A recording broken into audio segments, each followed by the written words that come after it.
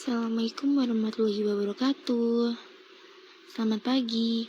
Kami dari kelompok 9 akan mempresentasikan materi tentang distribusi mata kuliah hadis oleh Bapak dosen yang terhormat, Bapak Masruhin Sarjana Hukum Islam, Magister Ekonomi Islam. Sebelum memasuki materi, saya akan memperkenalkan diri saya dan rekan-rekan saya. Yang pertama, saya sendiri Monika Vidyasita Rianto.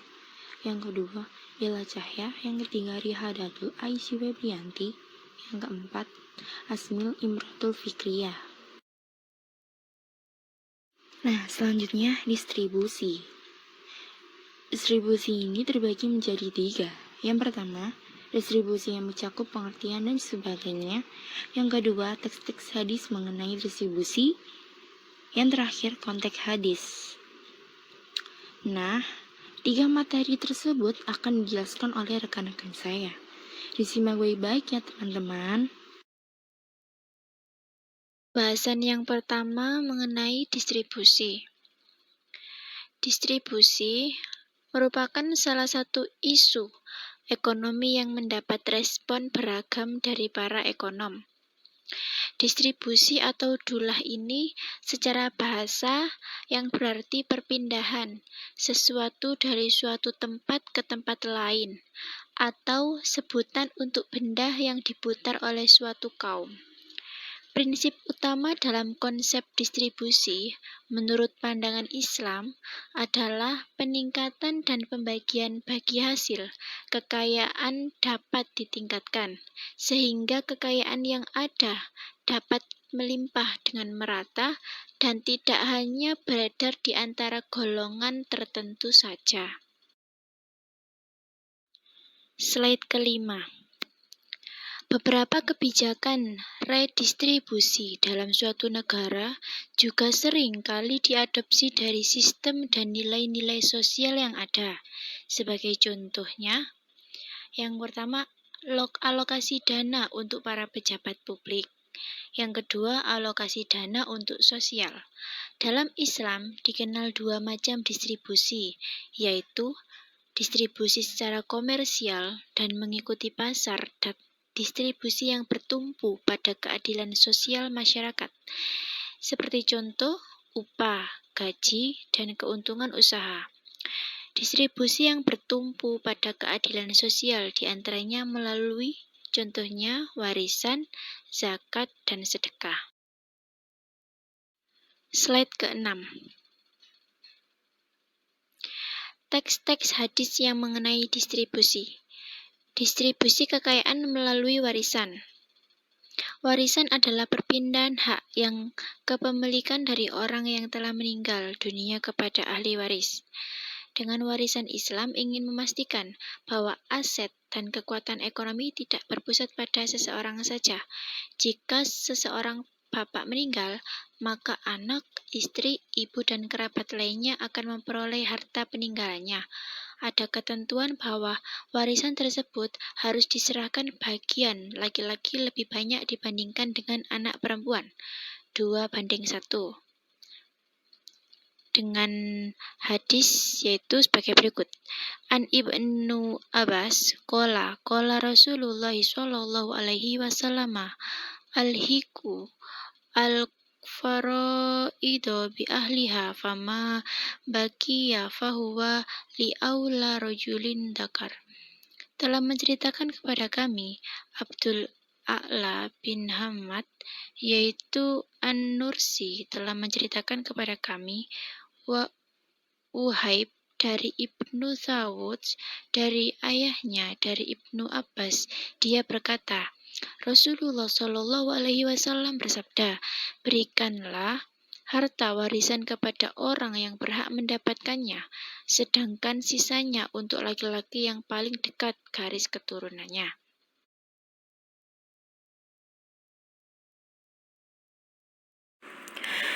Dua, distribusi kekayaan melalui wasiat.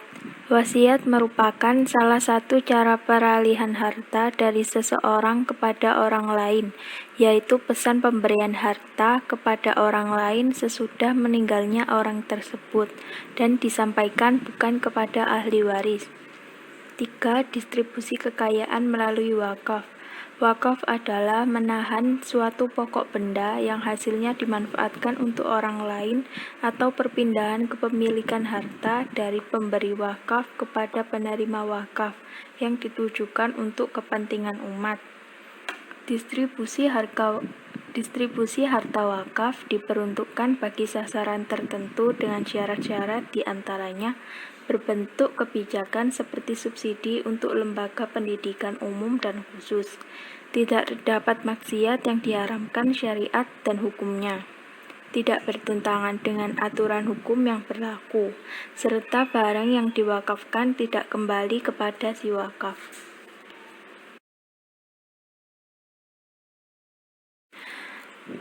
4. Transfer kekayaan melalui pemberian hibah. Salah satu sebab perpindahan hak milik menurut pandangan hukum Islam yaitu dengan hibah. Dengan menghibahkan suatu benda berarti keluarlah sesuatu hibah dari wahib yang menghibahkan dan berpindah ke dalam milik mauhub lah yang menerima hibah. Pertama, dengan beri-memberi akan menimbulkan suasana akrab dan kasih sayang di antara sesama manusia, serta akan mempererat hubungan silaturahmi. Kedua, yang ingin dicapai oleh anjuran hibah yaitu terbentuknya kerjasama dalam berbuat baik, baik dalam menanggulangi kesulitan sesama manusia maupun lembaga-lembaga sosial. Dapat disimpulkan bahwa pemberi hibah tidak boleh menarik atau mencabut hibahnya setelah hibah tersebut diserahkan kepada penerima hibah dengan alasan apapun. 5. Transfer kekayaan melalui lughatoh. Lughatoh adalah barang yang tercecer atau barang temuan. Hukum pengambilan barang temuan antara lain: 1. Wajib mengambil barang itu, jika dibiarkan tidak diambil akan sia-sia. 2. Sunnah mengambilnya apabila yang menemukan barang itu sanggup memeliharanya dan sanggup mengumumkan kepada masyarakat selama 1 tahun. 3. Makruh bila yang menemukan barang itu yakin dirinya tidak amanah atau tidak akan mengumumkannya ke khalayak umum. 6. Transfer kekayaan melalui umroh dan rukbah. Umroh adalah apabila seseorang memberikan sesuatu kepada orang lain dengan batasan waktu tertentu, sedangkan rukbah adalah apabila kedua orang yang memberi dan saling mengawasi, dan jika ada salah satu mereka meninggal, maka kepemilikan atas harta itu dikembalikan kepada yang memberi. C. Konteks hadis. Adapun skema distribusi pendukung meliputi larangan atas riba sebagai eksploitasi terhadap mereka yang lemah, larangan atas penimbunan harta, dan larangan atas monopoli.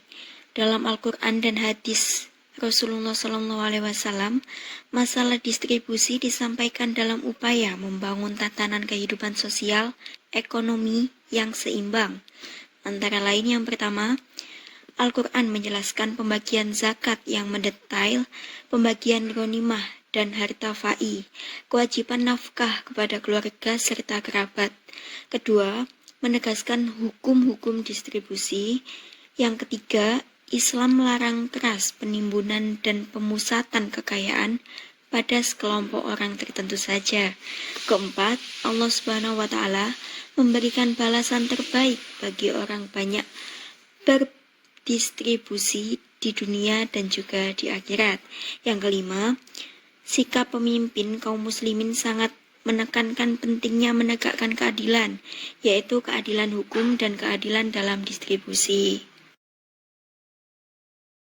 Selanjutnya, tujuan distribusi dalam Islam antara lain yang pertama, menyatukan hati manusia dalam kebaikan dan kebenaran dari nilai-nilai ilahiyah, sehingga mereka semakin taat kepada Allah Subhanahu wa Ta'ala. Yang kedua, membersihkan dan menyucikan manusia dari sifat sarokah, tamak, egois, dan juga individualisme. Yang ketiga, membangun kesetia kawanan sosial dan kebersamaan. Yang keempat, tujuan ekonomi yaitu pengembangan harta, memberdayakan sumber daya manusia, mewujudkan kesejahteraan ekonomi. Dan yang kelima, menghindari kegiatan spekulatif dan kezaliman. Sekian presentasi dari kelompok kami. Terima kasih atas perhatiannya. Mohon maaf apabila ada salah kata. Wassalamualaikum warahmatullahi wabarakatuh.